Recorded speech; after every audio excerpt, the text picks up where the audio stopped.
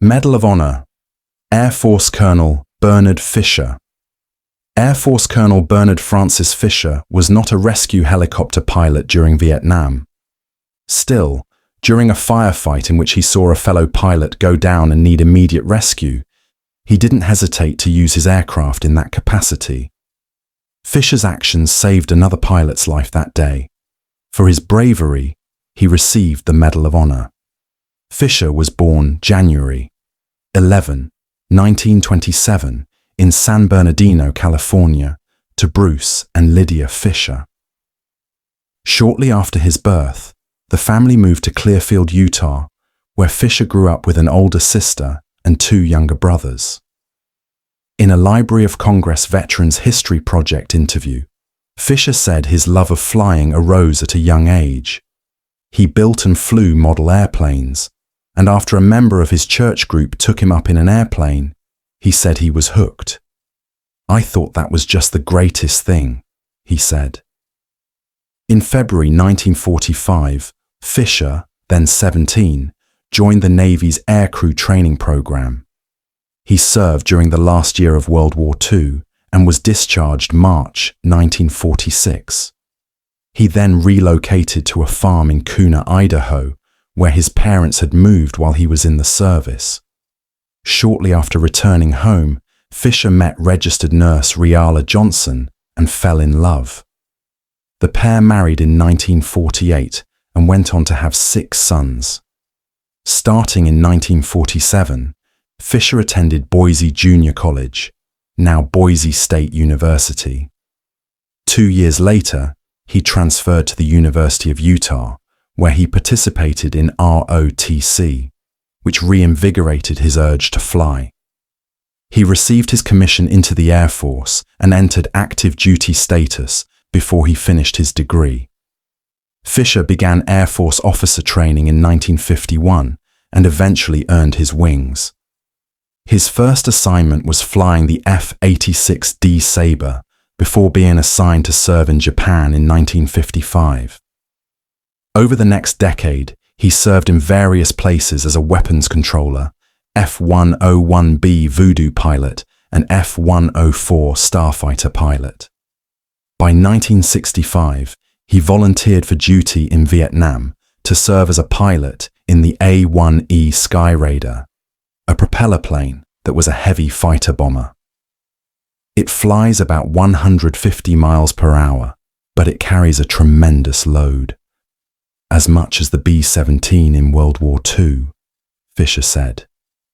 He arrived in country July 1965 and was assigned to the 1st Air Commando Squadron. Their job was initially to train South Vietnamese pilots on the Skyraider, but that only lasted a few months, Fisher said. Their mission switched to flying combat sorties and rescues. On March 10, 1966, then Major Fisher took off in his aircraft from Pleiku, South Vietnam, to fly a routine bombing and attack mission. But soon, he was diverted to a special forces camp in the A Shau Valley. The camp was under attack by 2,000 North Vietnamese soldiers, and the 450 men stationed there, about 17 of whom were American advisors, desperately needed air support. When Fisher and other aircraft neared the camp, there was heavy cloud cover, and most of the aircraft were flying at about 20,000 feet, trying to find a break in the clouds to get lower to see where they were. Eventually, Fisher found that break and recognized the location, so he and 3 other aircraft dipped down into the valley. The weather forced them to operate within range of hostile gun positions, which fired on them. One aircraft got hit early on and had to back off.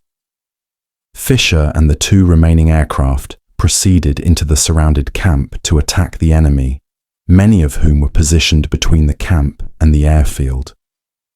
During the fight, Fisher noticed a fellow pilot, 46-year-old Air Force Major Dafford Myers, crash land on the battle-torn airstrip.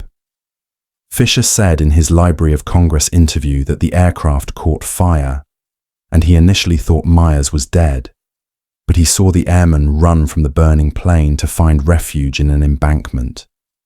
Fisher called for a rescue helicopter, but realized it likely wouldn't get there in time. With enemy troops surrounding Myers, Fisher said he knew the likelihood of the pilot being captured beforehand was too high. That's about the time that I realized we had to get him out of there some way because he wouldn't make it otherwise, Fisher said.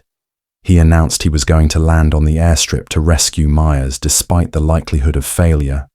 I knew the runway was short, Fisher said, but we made the decision. Directing his own air cover, Fisher landed his Skyraider and taxied almost the full length of the runway, which was littered with battle debris and parts of Myers' exploded aircraft. When I taxied by Myers, he waved both arms vigorously. I stopped as soon as I could, but taxiing as fast as I was, it must have taken about 100 feet to stop, Fisher later told Air Force officials, remembering he quickly lost track of Myers. So, I set the brakes on the bird and climbed over the right seat to get out on the side he was on. I looked through the mirror and saw two little red, beady eyes trying to crawl up the back of the wing. He realized it was Myers, so he quickly grabbed the airman by the flight suit and dragged him headfirst into the cockpit. Meanwhile, heavy fire was still coming their way, so they moved to quickly get airborne again. We just gave each other a big hug and squeeze, and we took off, Fisher told the Veterans History Project. Fisher later learned that 19 bullets had struck his aircraft. He got lucky. Unfortunately, they still lost a lot of good men and aircraft that day, he said. Fisher was still in Vietnam when he learned that he'd been nominated for the Medal of Honor. However, he continued flying another 30 missions until his deployment was over in June 1966. During his year-long tour, Air Force records show he flew 200 combat sorties. Fisher continued with his Air Force career. After Germany, he became the operations officer of the 87th Fighter Interceptor Squadron in Duluth, Minnesota, before arriving at the 124th Fighter Interceptor Group in Boise, Idaho, in July 1971. He remained at that location until he retired as a colonel July 30th, 1974. He then moved the short distance back to his native Kuna. Fisher continued to fly for several years for an Idaho-based commuter airline, according to the Los Angeles Times. He also grew fruit trees, got into beekeeping, and was involved in the Boy Scouts. In 1999, the Military Sealift Command acquired a pre-positioning ship and renamed it the MV Major, Bernard F. Fisher, in his honor. Fisher's hometown, Kuna, also dedicated the colonel. Bernard Fisher Veterans Memorial Park to him that same year. In 2004, Fisher released an autobiography called Beyond the Call of Duty, the story of an American hero in Vietnam. From Vietnam, Fisher was transferred to Bitburg Air Base, Germany, where he assumed command of the 525th Fighter Interceptor Squadron. While there, he learned he was officially being sent to Washington to receive the nation's highest honor for valor. On January 19, 1967, President Lyndon B. Johnson put the Medal of Honor around Fisher's neck during a White House ceremony that his family and Myers attended. Fisher became the first living Air Force recipient of the medal.